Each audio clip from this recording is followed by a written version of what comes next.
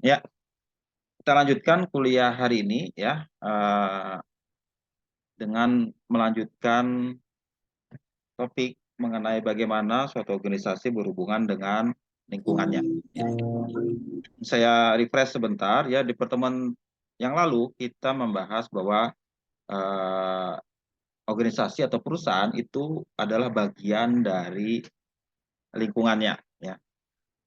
Ada berbagai macam pemangku kepentingan yang punya kepentingan terhadap perusahaan, kita namakan pemangku kepentingan, yaitu stakeholder, yang harus selalu dijaga hubungan baik oleh organisasi.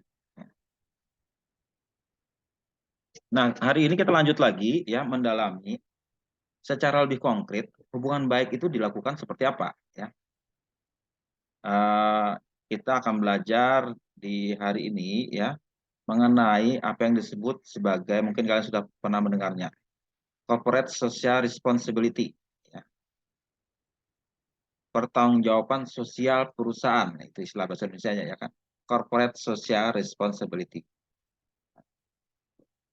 Ini sudah merupakan norma umum bahwa perusahaan bisnis itu harus menjaga hubungan baik dengan dikonkretkan dalam satu kegiatan yang dinamakan pertanggungjawaban sosial perusahaan.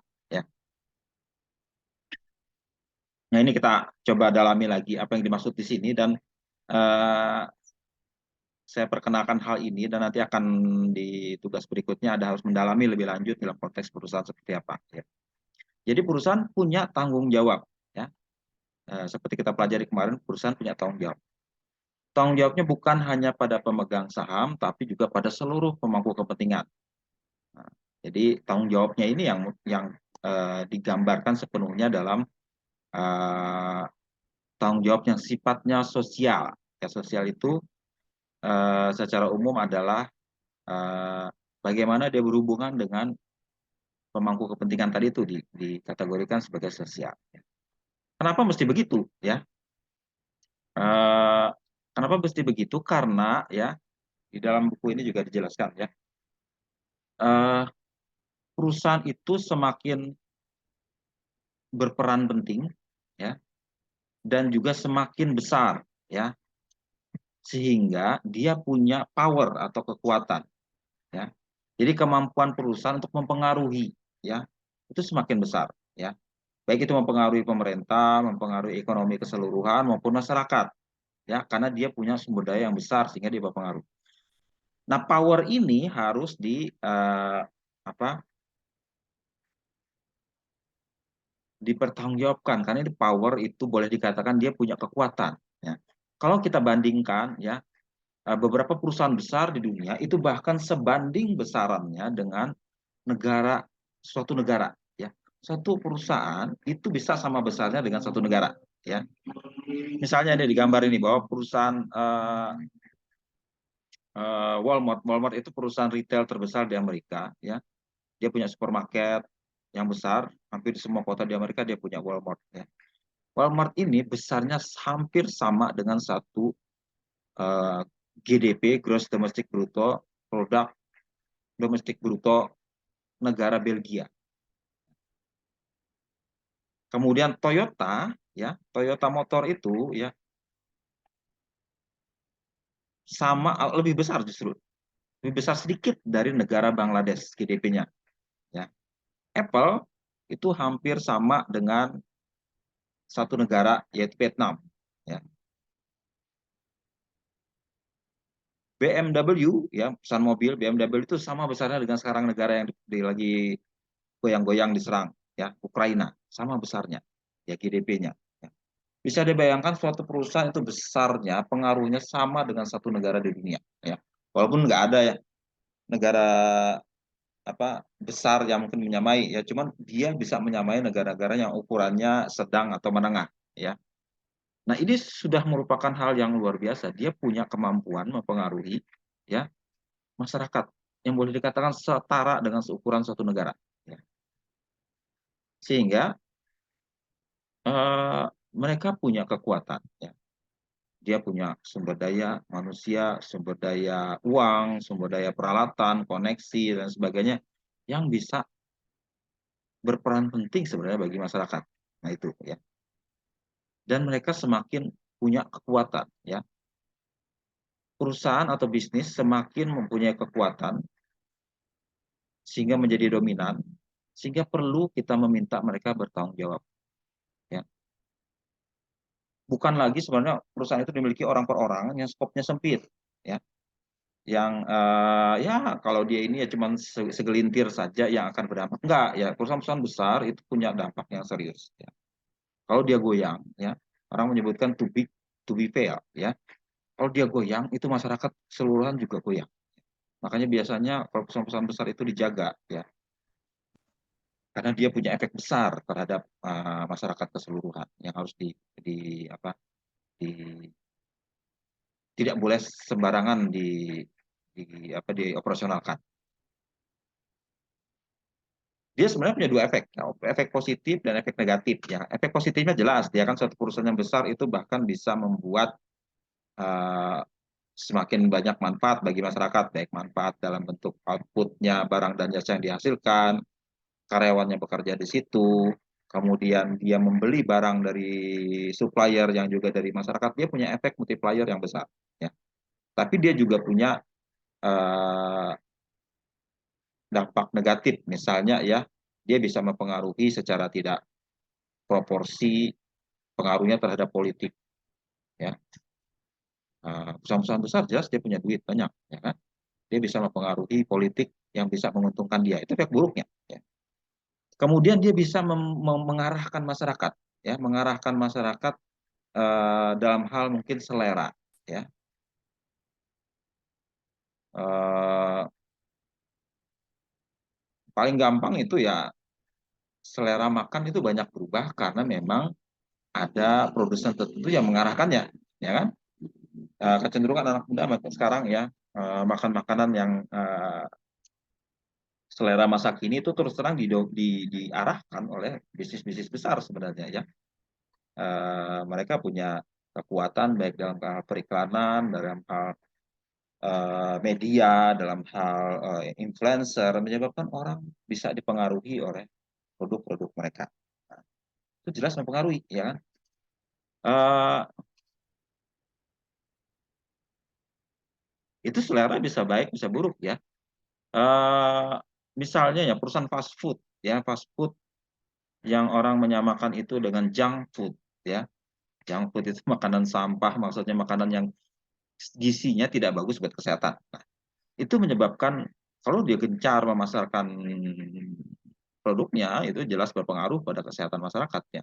Orang semakin memakan makanan itu menyebabkan gangguan kesehatan, kegemukan, atau terlalu banyak makan manis, makan garam, dan sebagainya, membuat itu nggak sehat sebenarnya, ya.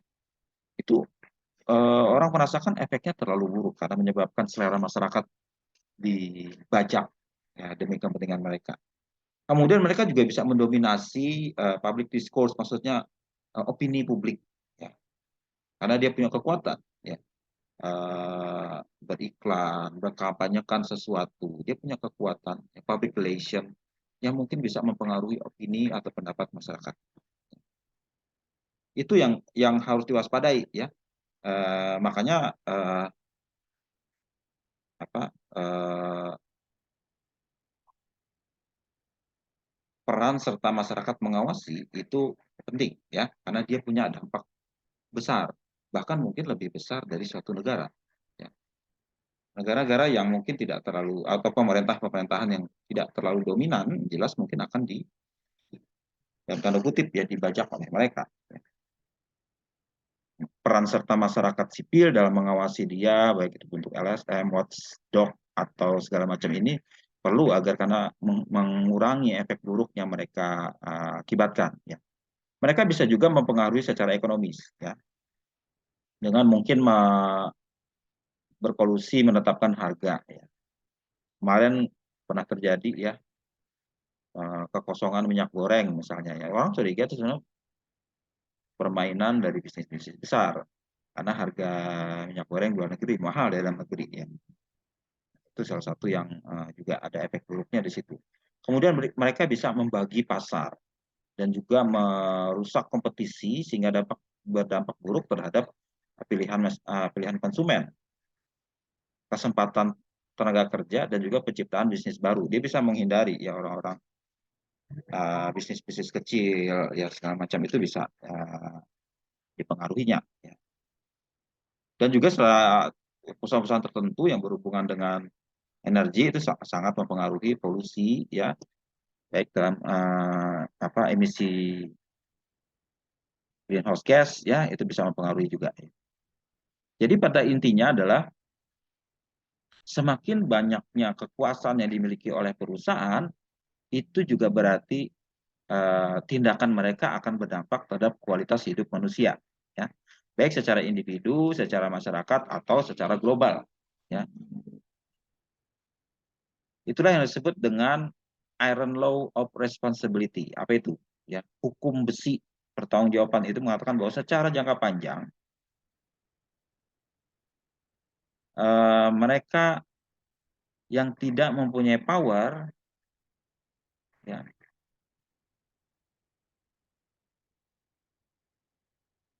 itu akan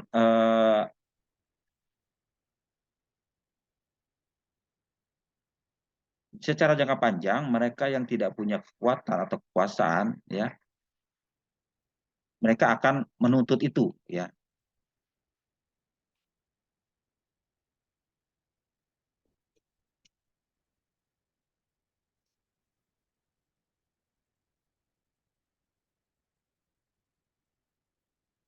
Jadi mereka akan membuat kekuasaan atau powernya itu ya dibajak tadi yang saya bilang tadi ya. Itu yang coba kita atasi. Dan makanya itu muncul ya tuntutan agar mereka bertanggung jawab secara sosial. Dan itu sudah merupakan ekspektasi atau harapan bersama secara umum, secara di seluruh dunia bahwa perusahaan besar harus bertanggung jawab. Nah itu ya. Jadi kalau kita definisikan ya, corporate social responsibility itu adalah bahwa perusahaan harus bertindak sedemikian rupa sehingga dapat bertanggung jawab terhadap masyarakat ya atas tindakannya yang mempengaruhi manusia umumnya, masyarakat dan lingkungannya ya. Jadi mereka perlu bertanggung jawab, responsibility ya. Responsibility ini berarti dia harus memberikan sesuatu ya sebagai komitmen, dia harus memberikan sesuatu balik kepada masyarakat dan stakeholdernya. Ya. Mereka harus mengakui bahwa kalau ada mengganggu atau merugikan masyarakat, itu mereka harus mengakuinya dan memperbaikinya kalau perlu. Ya, kalau mereka ada membuat semacam itu. Dan juga perusahaan perlu juga ya tidak terlalu menekankan berlebihan pencarian laba ya, tapi juga harus memperhitungkan dampak dia terhadap masyarakat karena dia mempunyai impact secara atau dampak secara sosial. Nah, tapi jangan salah paham ya, perusahaan yang bertanggung jawab secara sosial bukan berarti dia tidak lagi melakukan fungsinya yang seharusnya ya atau misinya, tetap mereka harus menjaga keseimbangan ya. Karena dia mengakui tanggung jawabnya itu banyak ya, dia tanggung jawab secara ekonomi kepada pemegang saham ya, harus memberikan profit, tapi di sisi lain dia juga harus bertanggung jawab terhadap pemerintah dari segi hukum, masyarakat dari segi sosial ya. Jadi dia harus mengintegrasikan ya semua hal itu dalam misi yang bisa dia jalankan ya. Jadi bukan lagi terfokus hanya di satu dimensi, tapi juga ada sisi-sisi lain ya, sisi legal, sisi sosial yang dia harus perhitungkan. Ya. Kemudian ada juga perusahaan yang membuat istilah itu corporate citizenship. Citizen itu warga negara. Ya. Berarti dia adalah bagian dari warga masyarakat. Ya. Jadi tindakan dia harus berkomitmen untuk melakukan corporate social responsibility menjadi sesuatu yang diterapkan atau dipraktekkan ya. Jadi kalau CSR atau corporate social responsibility diterapkan, dilaksanakan, itu sudah merupakan bentuk dia bagian dari corporate citizenship.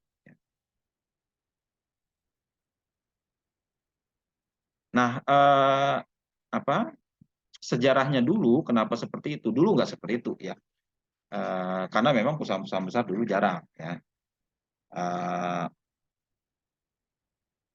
di awal-awalnya ya sejak awal abad 20 ya 100 tahun yang lalu itu di abad modern ini ya perusahaan-perusahaan besar mulai banyak ya. Dulu hanya satu dua aja perusahaan besar ya.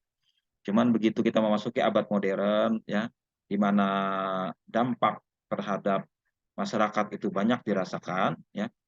Itu di awal-awalnya dulu ya eh, bentuk CSR itu adalah dalam bentuk yang paling sederhana, yaitu filantropi. Ada yang tahu filantropi? Filantropi itu memberi sumbangan, memberi kontribusi, ya. Itu bentuk yang paling sederhana, ya. Stewardship istilahnya, corporate social stewardship, pelayanan.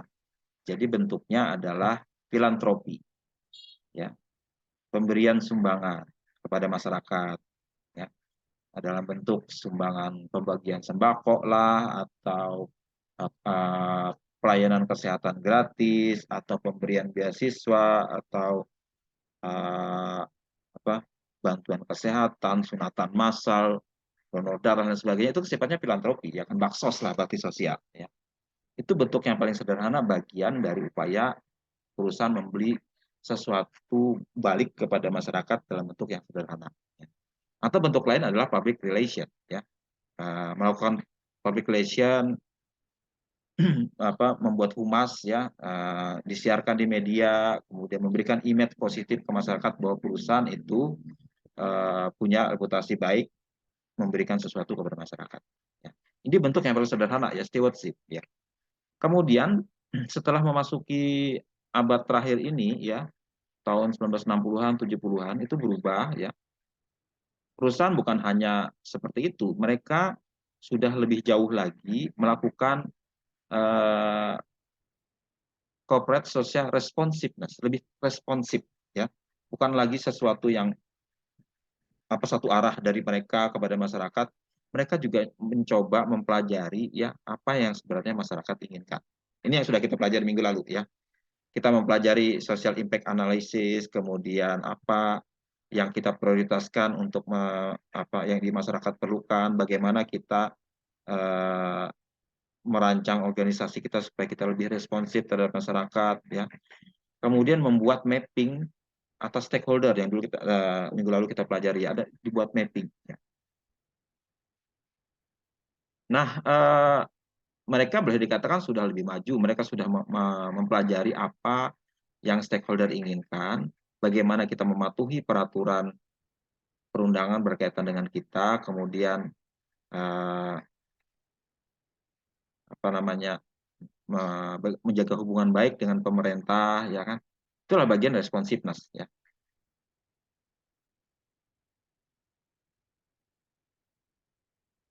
Kenapa muncul seperti itu? Karena memang ya eh, umumnya masyarakat sudah sadar akan peran perusahaan. Mungkin ada protes, ya kan, unjuk rasa dan sebagainya, atau sisi lain perusahaan justru menunjukkan perilaku yang dianggap tidak baik oleh masyarakat, tidak bertanggung jawab, ya kan, baik itu polusi, baik itu memberikan upah murah, kemudian tidak bertanggung jawab kepada masyarakat, itu sebenarnya pemicu, ya pemicu sehingga masyarakat pun menuntut perusahaan cobalah situ bertanggung jawab karena Anda punya mengakibatkan hal-hal yang serius bagi masyarakat. Mungkin ada kejadian tertentu yang menyebabkan seperti itu. Nah, di sisi lain perusahaan sudah lebih responsif. Oke, kalau gini keadaannya kita atur lah katanya seperti apa ya kan. Nah itu di sisi itu ya kemudian berkembang lagi ya sekitar tahun 1980-an 90-an itu eh, mereka sudah mengintegrasikan itu ke dalam budaya atau etika organisasi atau perusahaan ya. Kalau tadi sebagai tanggapan terhadap sesuatu yang muncul dari lingkungan ya. Sekarang sadar kalau begitu kita harus melakukan bisnis yang beretika ya. Jadi mereka membuat budaya organisasi yang menekankan atau menjunjung tinggi etika bertanggung jawab kepada masyarakat umum ya pada sesama dan sebagainya. Kemudian juga memegang prinsip etika tertentu, kemudian juga membuat lingkungan etika yang bertanggung jawab. Ya, itu sudah lebih tinggi ya. Jadi bukan lagi sifatnya tekanan dari luar, mereka muncul dari dalam dia sendiri.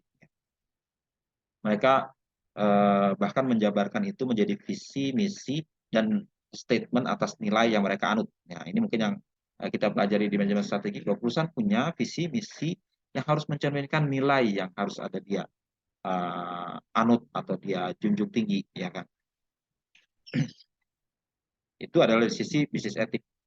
Nah, yang terakhir ya dari sejak tahun 90-an sampai sekarang itu sudah taraf yang berikutnya, yaitu bahwa muncul kesadaran yang sudah saya terangkan tadi itu bahwa perusahaan harus merupakan bagian dari masyarakat keseluruhan, corporate citizenship tadi itu ya. Jadi sudah menyatu ya antara aspek luar, aspek dalam, dan itu diintegrasikan sepenuhnya ya. Dan ada kemitraan ya, sehingga mengintegrasikan ukuran kinerja itu menjadi satu, baik kinerja keuangan, sosial maupun lingkungan, dan itu menjadi patokan yang dia apa dia jadikan acuan, ya. Bahkan menjadi ukuran kinerja, ya, dalam bentuk keberlanjutan atau sustainability. Nah, jadi tahapan lebih lanjut bahwa bukan lagi sesuatu itu hanya omong kosong, ya, hanya sesuatu yang lip service, tapi benar-benar dijabarkan, sehingga bahkan seluruh komponen organisasi harus mematuhi itu, ya, menjadi ukuran kinerja mereka. Mereka dianggap berhasil atau tidak, itu dilihat apakah mereka bisa mencapai tujuan yang terintegrasi tadi, baik bagi macam dimensi jadi satu, mereka harus berhati itu. Ya. Itu adalah bentuk yang terakhir ya. Nanti kita jelaskan juga tahapan yang ada itu ya, kita balik lagi mengenai tahapan itu. Kemudian pada intinya adalah bahwa ada paling tidak 3 hal yang mereka harus imbangkan antara kepentingan ekonomi, kepentingan sosial, dan kepentingan hukum. Ya. Kepentingan ekonomi jelas memang udah dari sononya bahwa perusahaan harus mencari keuntungan ekonomi. Ada juga aspek sosial adalah memperhitungkan seluruh pemangku kepentingan. Kemudian terhadap pemerintah kita punya tanggung jawab secara umum berkaitan dengan kepatuhan hukum.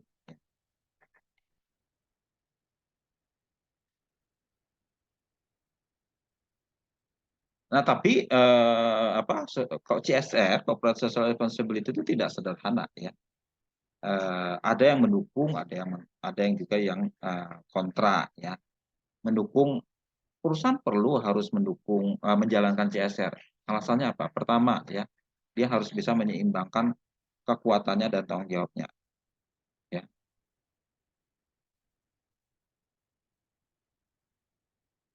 Kemudian juga dengan semakin dominannya CSR perusahaan itu mungkin bisa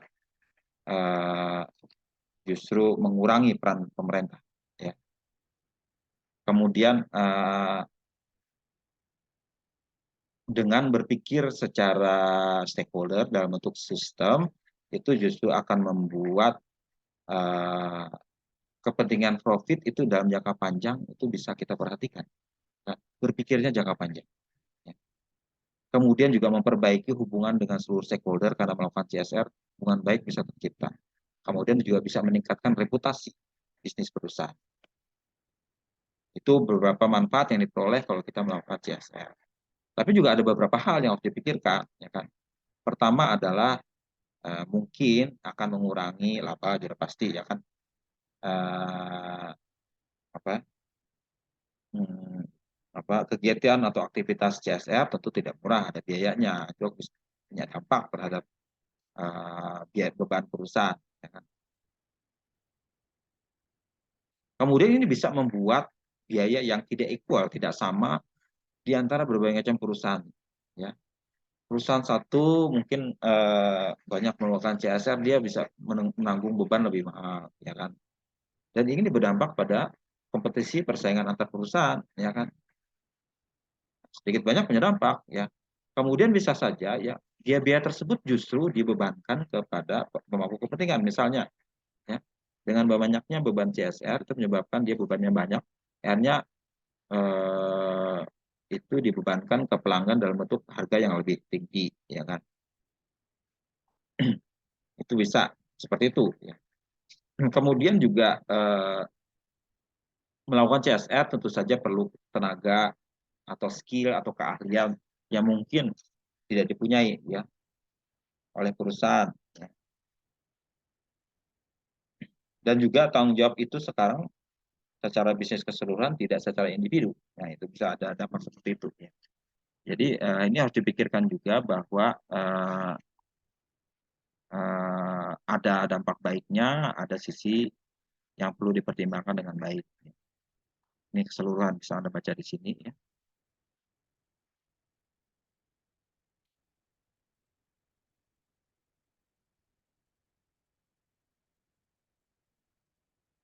Nah, tadi ada perusahaan yang sudah merupakan mengintegrasikan ya prinsip-prinsip pertanggungjawaban itu dalam pekerjaan mereka sehari-hari.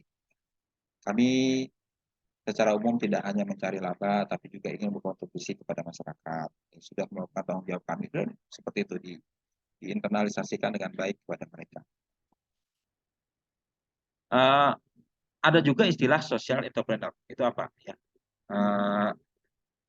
Kalau entrepreneur murni jelas motivasinya dia lah ekonomi. Ya, menciptakan sesuatu. Entrepreneur itu kan sesuatu yang memberikan perubahan kepada masyarakat. Entrepreneur. Ya.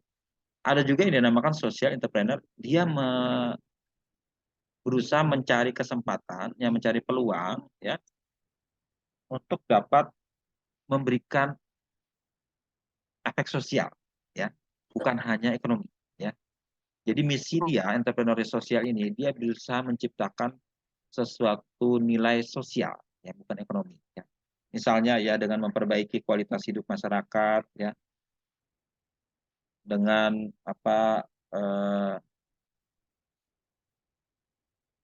berusaha memberikan keterampilan, memberikan kesempatan pekerjaan, atau memperbaiki apa kondisi masyarakat, ya kan? Dia tidak cari untung sebenarnya. Mirip seperti kalau kita mengadakan pengabdian masyarakat gitu.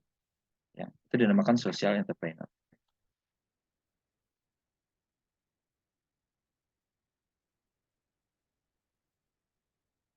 Nah, kalau kita mengintegrasikan CSR dalam aktivitas bisnis perusahaan itu jelas perlu sistem manajemen yang berbeda. Nah, jadi manajemennya harus disesuaikan sehingga proses dan strukturnya bisa mengemban sepenuhnya komitmen citizenship atau keluargaan tadi itu. Ya.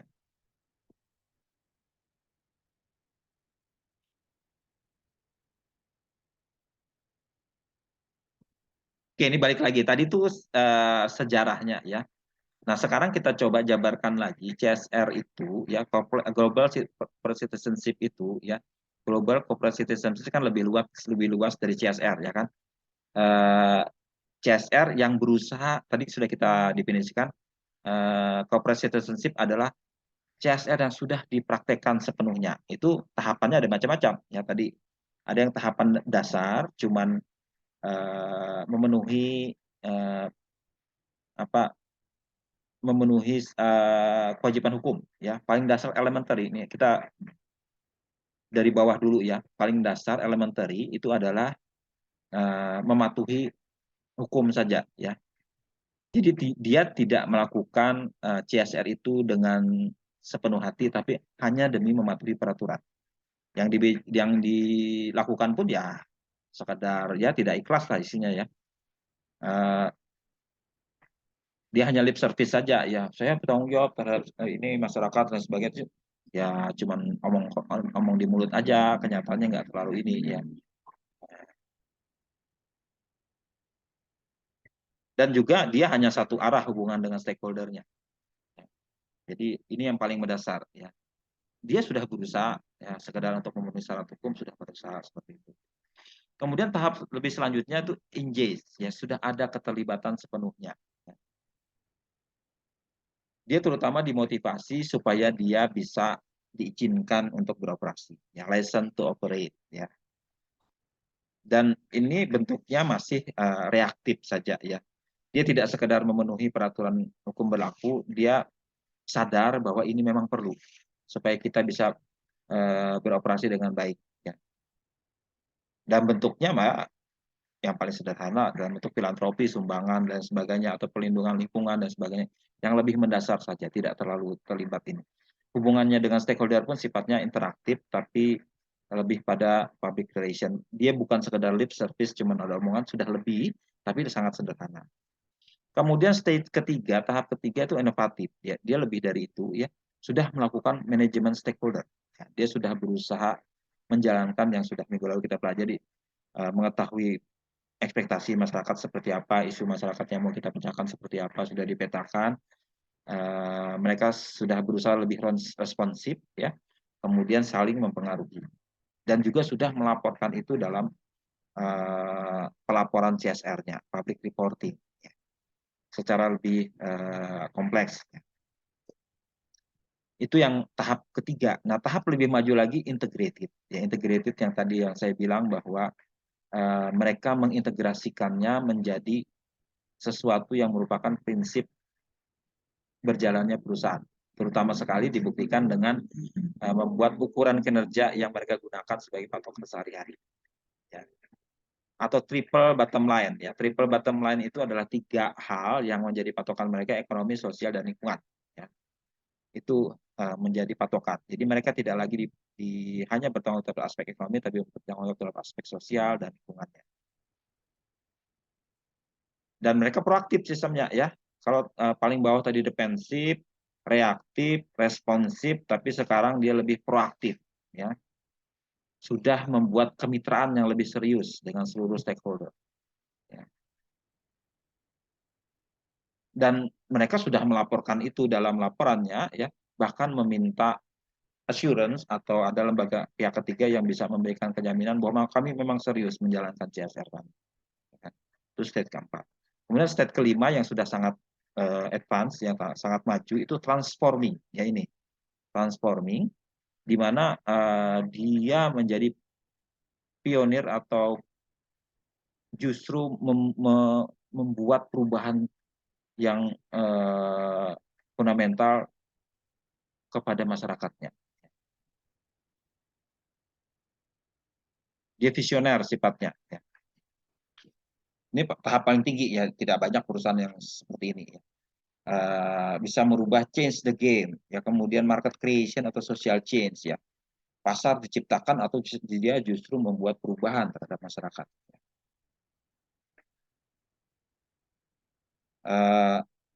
Kemudian dia sudah sangat maju sehingga melibatkan mungkin kemitraan dengan seluruh organisasi yang terlibat bersama-sama dengan itu. Justru mendorong, ya, mempelopori, mendorong, mengajak pihak lain bekerja sama untuk memperbaiki masyarakat kita keseluruhan.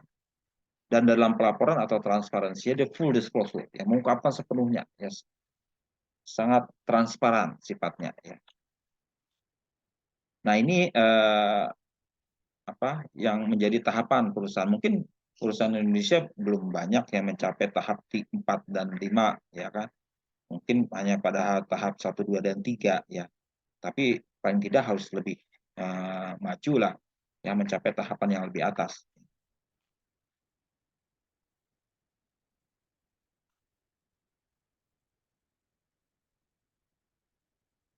Dan apa namanya?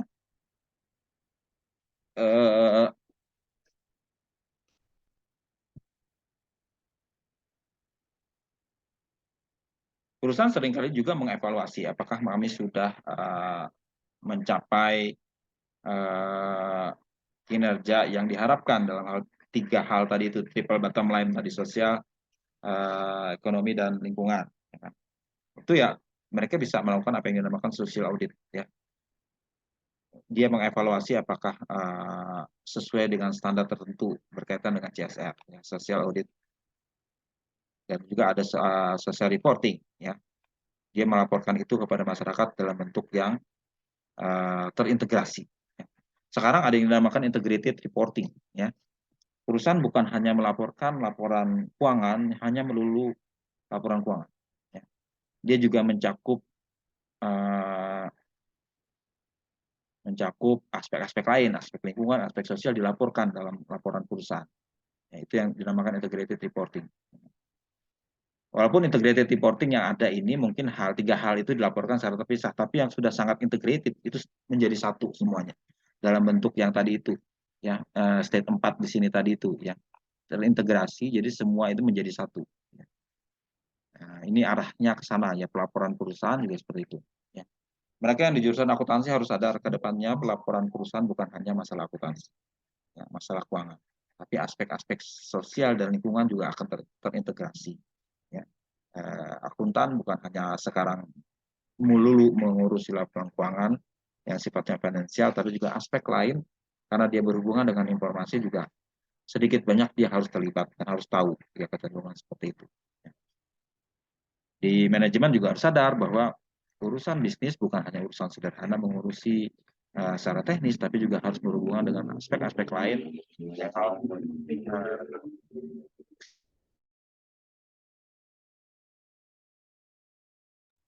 aspek sosial dan lingkungan, ya, seperti itu. Nah itu ya pokok bahasan kita. Ya selanjutnya saya coba kasih gambaran ya, kasih gambaran contoh laporan perusahaan ya, laporan tahunan perusahaan yang berusaha melaporkan bagaimana aktivitas CSR dia. Ntar saya coba cari contoh yang bagus ya.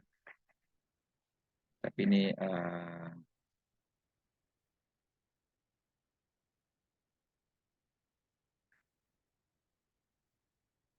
setahu saya biasanya perusahaan-perusahaan pertambangan yang concern karena mereka punya risiko besar ya, risiko besar berkaitan dengan lingkungan, sehingga biasanya mereka lebih concern terhadap aspek CSR ini ya. Oke, saya cari contoh ya sebentar.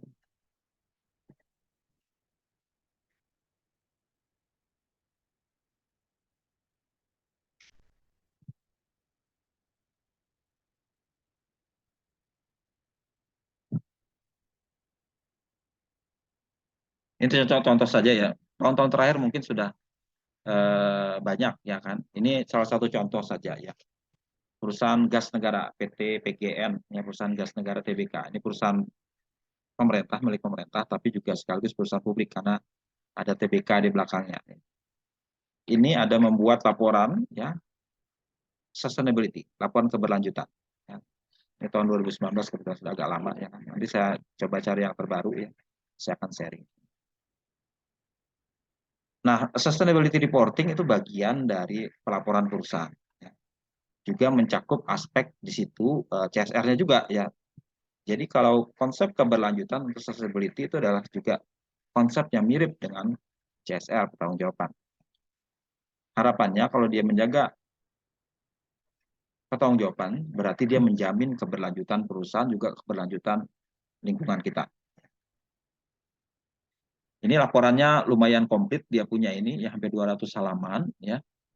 Menceritakan bagaimana keberlanjutan dia. Skornya kalau diukur pakai skor, ya ada skor tertentu yang mau dibuat ya.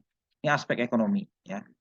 Aspek ekonomi kita mencapai segini, nilai ekonomi yang diperoleh, kemudian nilai ekonomi yang didistribusikan kepada masyarakat, kemudian imbal jasa bagi pekerja seperti apa ya. Jadi aspek ekonomi bukan hanya untuk kepentingan pemegang saham di sini ya kan. Semua pihak coba dia pertimbangkan apa yang secara ekonomi dapat kita berikan kepada seluruh stakeholder. Kepada pekerja, kepada pemerintah ya. Ada juga pembayaran pajak. Pajak itu kan sudah merupakan hal yang wajib ya. Jadi ini seperti ini dia gambarkan. Secara sosial, nah secara sosial dia sudah melakukan apa saja. Dana CSR dan bina lingkungan dia keluarkan dana sebesar ini. Kemudian customer index satisfaction, itu kepuasan dari pelanggan dianggap kalau pelanggan kita puas. Jadi kalau CSR, kemudian ada kepuasan pelanggan, kemudian berapa jumlah pekerja kita sudah memperkerjakan berapa banyak, kemudian jam kerja aman, itu maksudnya jam kerja yang aman tanpa ada kecelakaan dan sebagainya seperti ini. Ya. ya aspek sosial. Ya. Kemudian aspek lingkungan. Nah, dia juga melaporkan akumulasi panjang pipa transmisi dan distribusi. Ya. Ini kan perusahaan gas ya, perusahaan gas kan mengambil dari alam, ya kan? Kemudian berapa banyak dia menyalurkan pipa itu berarti ada aspek berkaitan dengan lingkungannya, ya kan? Kemudian konsumsi air dia, ya, dia menggunakan air berapa banyak? Air itu penting, ya, karena itu adalah aset kita bersama. Kemudian konsumsi energi, intensitas energi, ya, semakin intensif nggak dia menggunakan energi itu.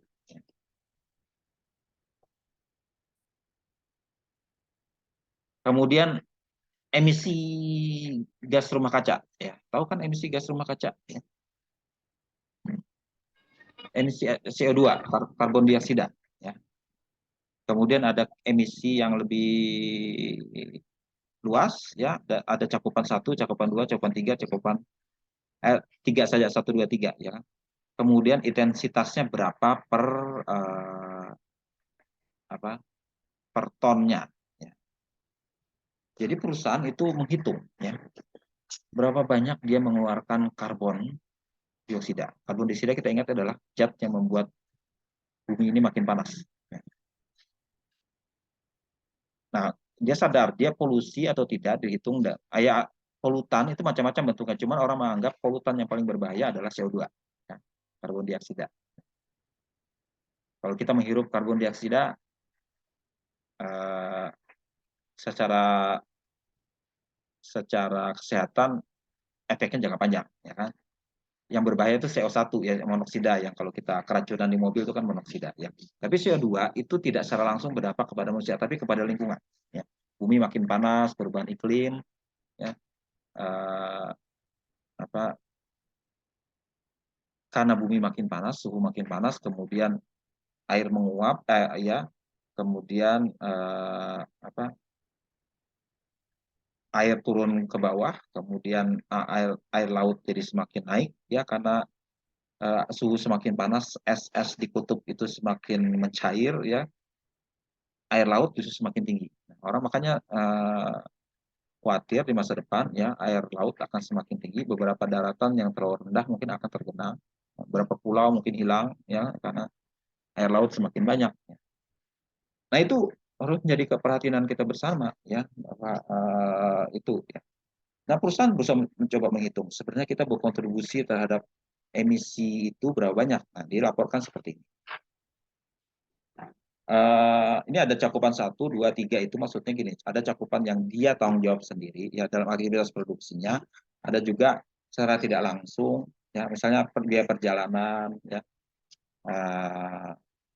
Kalau yang cakupan 3 lebih luas, misalnya dia tidak menghasilkan gas itu sendiri dalam aspek pekerjaan dia, tapi mungkin secara tidak langsung, ya, misalnya dia naik pesawat, itu kan perusahaan pesawat itu yang beremisi, cuman pegawai dia numpang di perusahaan itu, misalnya dia ikut menyumbang bagi kenaikan CO2-nya. Nah, PGN ini ya, kelihatan dia berusaha menurunkan 68 jadi 62, kemudian 13,3 jadi 13,0, kemudian 169, 699 jadi 672. Kelihatan menurun, ya. Jadi dia berusaha mengurangi efek CO2. Dia sendiri sebenarnya penghasil gas, ya, gas itu juga menghasilkan CO2, cuman lebih sedikit dibanding kalau itu minyak, ya, minyak fosil. Ya. Kemudian juga penanaman pohon vegetasi berapa banyak, ya. Karbon tadi itu CO2 itu bisa dikurangi kalau kita punya, kalau kalian belajar biologi kan, ya, karbon CO2 itu akan banyak diserap oleh tanaman, ya. Karena tanaman itu kan mengambil CO2, ya, buat fotosintesis kan dia ngambil CO2 tambah sinar matahari, ya, untuk dia proses. Ya. Nah, kalau kita menanam banyak tanaman itu bisa mengurangi, ya, CO2 di udara. Nah, ironisnya sekarang hutan semakin banyak dibabat, ya, semakin banyak dikurangi, ya, efeknya double. Satu sisi outputnya semakin banyak, penyerapnya kurang, ya kan. Nah, itu yang orang mengkhawatirkan akan bahaya nantinya. Nah ini, jadi ini kinerja ini dia coba capai ya, dia coba capai bahwa kita tidak hanya mencari keuntungan ekonomi, kita harus sadar terhadap aspek sosial kita seperti ini, aspek lingkungan kita seperti ini. Apalagi kalau dia memang pekerjaannya melibatkan sesuatu yang punya dampak lingkungan atau dampak sosial justru ya. Misalnya mempekerjakan tenaga kerja yang banyak, ya kan? Itu yang padat karya dan sebagainya itu juga memperhatikan. Ini kebetulan perusahaan tambang, ya kan, PGN tambang, tambang sekaligus distribusi, ya. Dia memperhatikan aspek lingkungan terutama yang lebih ditekankan adalah aspek lingkungan. Nah seperti itu ya. Ini uraian. Ya kalau kita baca seperti ini ya baca kayak baca brosur ya sebenarnya. Tapi ini apa namanya bagian dari pelaporan ya, dari ditampilkan komisaris utamanya, direkturnya siapa, ya kan. Eh, ya ini bentuk pertanggungjawaban dia kepada masyarakat. Dia adalah pengurus perusahaan. Ini kami menjaga planet, ya kan, menjaga kesehatan masyarakat, tata kelola perusahaan, ya, kemudian perkembangan ke depan, ya, kemudian menjaga keberlanjutan kami seperti apa program kami. Nah, di sini ya, uraikan sama mereka. Ya. Ini aspek operasinya seperti ini. Kami bergerak di Sumatera, Kalimantan, di Jawa, ya kan. Nah ini skala organisasinya seperti apa, ini bisnis dihasilkan seperti apa, supaya masyarakat tahu. Ya. Ini bisnisnya transportasi gas, kemudian penjualan gas, kemudian produksi minyak dan gas bumi, dan bisnis lainnya. Nah, pelanggannya siapa saja? Ada pelanggan rumah tangga, pelanggan kecil, sektor transportasi, komersial, dan industri. Rumah tangga sebagian besar, ya kan? Karena dia menyalurkan gas ke lewat pipa, ya. Di kota-kota besar sudah disalurkan lewat pipa, ya, kalau gas ini. Nah, ini budaya yang dia coba tekankan, ya. Coba dilihat tadi kan di tahap tadi yang sudah saya terangkan, ada tahapan di mana dia sudah merupakan menjadikan itu sebagai budaya mereka, ya. Ini budaya yang mereka ini kan, profesionalisme, continuous improvement, integritas, keamanan, dan excellent service. Ya. Yang nilai mereka, ya. Ini sudah juga mereka memasukkan nilai itu berkaitan dengan CSR juga ada, ya kan.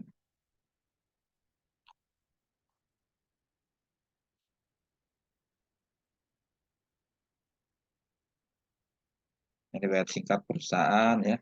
Coba nanti Anda baca ya, uh, seperti apa, ya. Nanti saya minta Anda sekalian mencari satu perusahaan, satu orang, ya, membaca laporan sustainability-nya, ya, untuk tahu apakah bagaimana perusahaan ini menjalankan CSR-nya. Sudah sampai tahap mana? Ini. Nah, menjaga kelestarian lingkungan katanya. Nah, seperti apa dia menjaga, diuraikan di sini, ya. Kebijakan program lingkungan. Seperti apa mereka menjaga itu? Ada sistem manajemen lingkungan, pengelolaan pemantauan lingkungan, kemudian peningkatan kapasitas lingkungan, ya.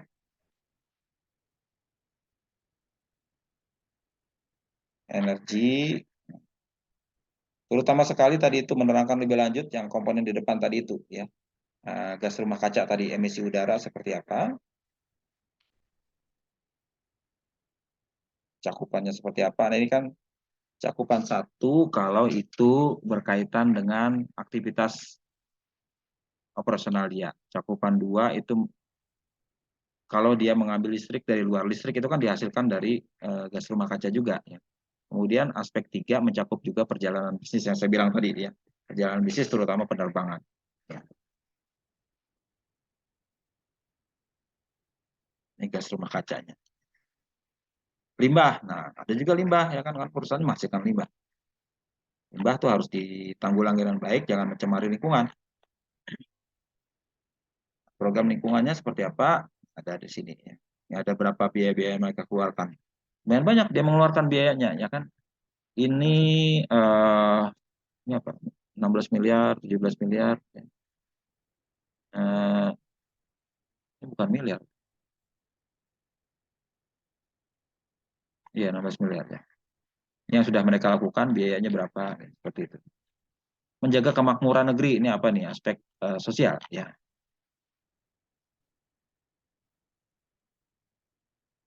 CSR. Nah, kebijakan CSR. Ya, CSR-nya. 7 pilar CSR dia punya. Bantuan korban bencana alam, pendidikan, kesehatan masyarakat, sarana ibadah, bantuan pelestarian lingkungan, bantuan sosial kemasyarakatan. Nah, dia lebih sifatnya filantropi, ya kan, filantropi, karena banyak merupakan bantuan-bantuan. Ya. Ini holistic integrated approach dia dalam melakukan CSR, ya kan, uh, saling ketergantungan dalam berbagai macam aspek. Ya.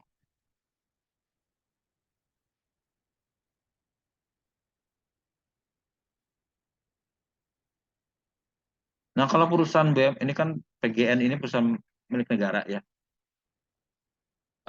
BUMN itu biasanya diharuskan oleh pemerintah membuat program bina lingkungan namanya, program kemitraan dan bina lingkungan PKBL, program kemitraan dan mitra lingkungan. Kemitraan ini dia membina UMKM biasanya. Ya. Kemudian mitra bina lingkungan itu berkaitan dengan kalau dia melakukan aksi filantropi, ya. Bantuan korban bencana alam, ya, bantuan pendidikan, ya, bina lingkungan lah sifatnya. Ya. Peningkatan kesehatan, ya. Pengembangan sarana umum, sarana ibadah, dan sebagainya. Nah, biaya dikeluarkan seperti ini. Ya, dia jabarkan berapa biaya yang dikeluarkan. Ya, untuk apa, kemitraan dia punya 37 miliar, bidang lingkungan 30 miliar, total 89 miliar. Lumayan banyak ya kan.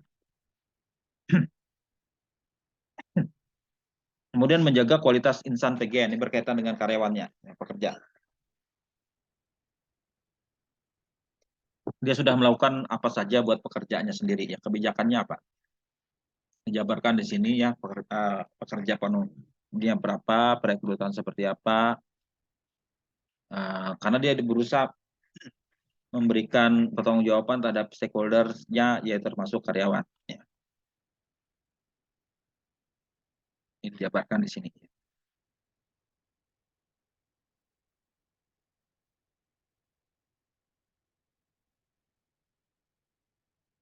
Itu berkaitan dengan karyawan. Nah, menjaga keselamatan dan kesehatan kerja K3. Ini karena dia perusahaan yang berkaitan dengan industri, ya, manufaktur dan pertambangan, mereka concern terhadap keselamatan pekerjaan. Karena ada kecelakaan, itu bisa terjadi risiko kecelakaan, risiko bencana yang berkaitan dengan pekerjaan itu ada. Yang mereka harus menitik beratkan keselamatan dan kesehatan kerjanya. Karena itu bagian dari menjaga risiko yang ada. Yang ada diuraikan di sini apa saja pedoman mereka ya, berkaitan dengan K3 ini. Kemudian ya, rinci bisa dibaca di sini ya. Coba kalian coba pahami nanti ya. Kemudian menjaga keselamatan dan kesehatan pelanggan. Nah, ini aspek pelanggan ya. Aspek pelanggan. Seperti apa mereka menjaga, karena ini berkaitan dengan produk yang punya risiko tertentu ya terhadap pelanggannya, ya gas itu kan agak berbahaya ya buat pelanggan. Mereka harus memperhitungkan apa kira-kira keamanan yang akan uh, diterima oleh pelanggan, memberikan layanan terbaik sekaligus juga keselamatan bagi mereka. Ya. Temu pelanggan, menjaga kepuasan pelanggan, kartu pelanggan, teknologi baru dan sebagainya. Dan terakhir ada tata kelola keberlanjutan, sustainability governance. Ya, seperti apa keberlanjutan itu dikelola dengan baik oleh tata kelola atau corporate governance, ya, tata kelola perusahaan, corporate governance. Ya.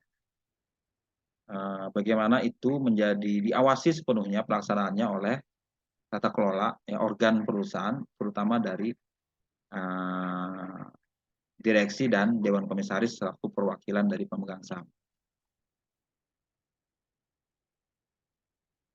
Ada diuraikan sepenuhnya di sini berkaitan dengan pengawasan oleh komisaris ya sebagai perwakilan dari pemegang saham.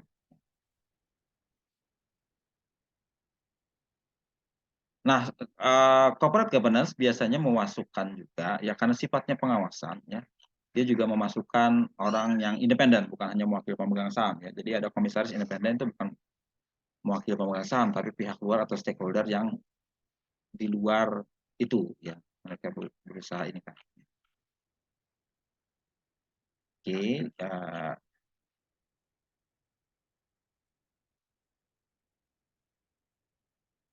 kan di sini ya kebijakan-kebijakan dia ya berkaitan dengan tata kelola perusahaan.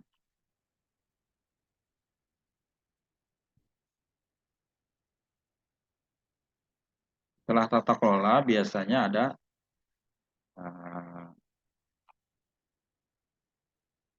kan di sini ya tata kelola terakhir itu adalah sudah terakhir ya. Ya, berkaitan tata kelola biasanya bagian terakhir. Tentang laporan seperti ini. Ini penjelasan laporannya seperti apa.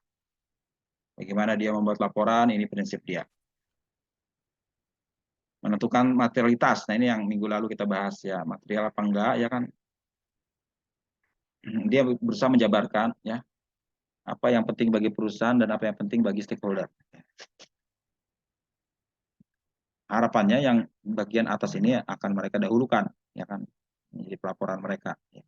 Makanya yang tadi di depan-depan itu diterangkan duluan ya. Kinerja ekonomi, kesehatan karyawan, kesehatan keselamatan kerja, pemakaian energi, anti korupsi dan pengelolaan limbah itu sangat penting. Nah, mengenai dia pakai assurance juga ya, pihak ketiga yang memberikan assurance ya. Assurance itu semacam audit tapi bentuknya uh, lebih tidak mengikat ya.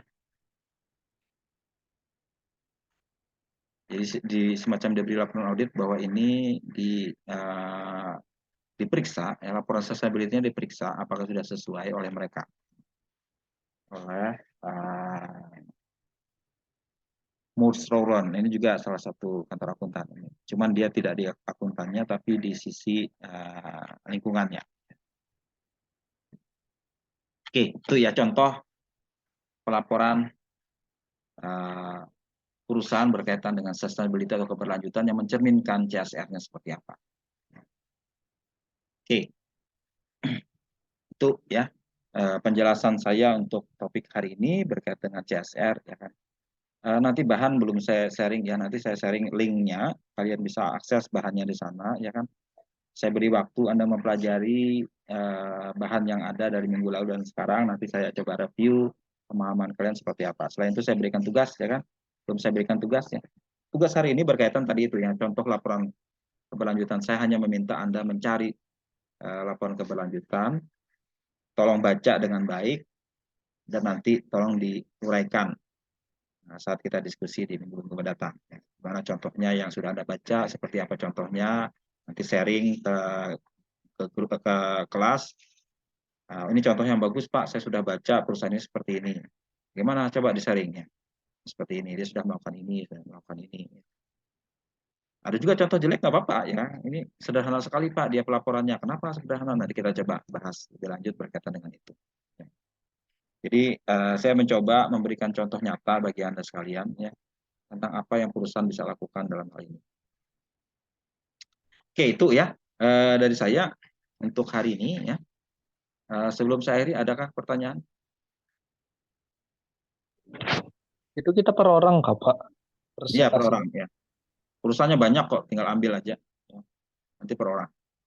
Nanti saya berikan panduan atau instruksinya, formatnya seperti apa ya.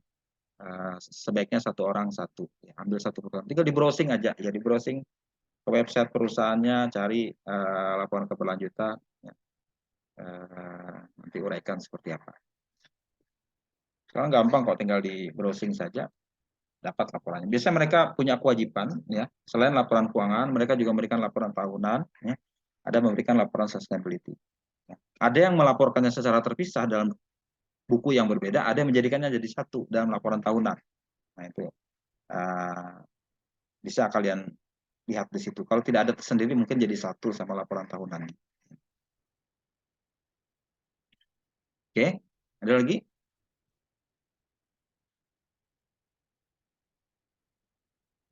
Oke, Kalau nggak ada, itu nanti saya komunikasikan lebih lanjut ya. Eh, ini yang hadir ada 25 orang, ya, tidak semua hadir ternyata ya.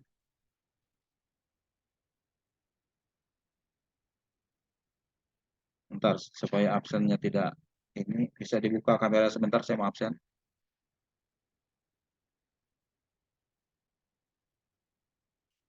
Bentar saja buat saya absen.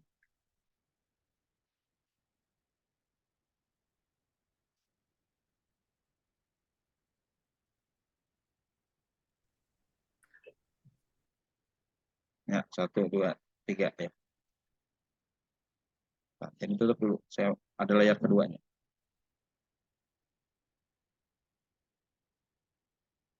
Bentar ya. Saya save bentar dulu.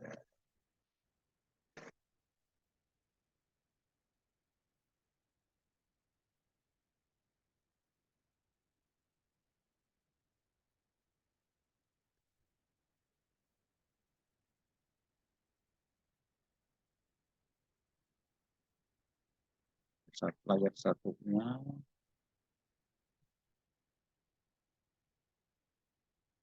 Ada 2. 1, 2, 3. Oke. Oke, itu dulu ya. Makasih atas perhatiannya. Sampai ketemu minggu depan. Ya, nanti saya informasikan lebih lanjut di grup